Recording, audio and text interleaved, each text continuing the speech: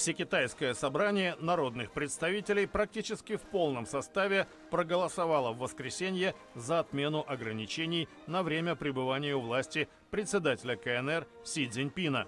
Тем самым он стал пожизненным руководителем страны и сравнялся в статусе с покойным вождем Мао Цзэдуном, который умер более 40 лет назад.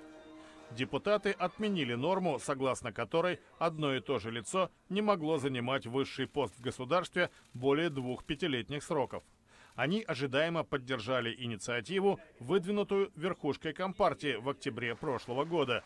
Тогда на съезде КПК Си Цзиньпин, вопреки традиции, не назвал имени своего преемника. Из почти 3000 участников сессии ВСНП только 2 проголосовали против и 3 воздержались. В тот же день был одобрен еще ряд поправок к Конституции Китая. Основной закон пополнился идеями Си Цзиньпина о социализме с китайской спецификой и концепцией единой судьбы человечества.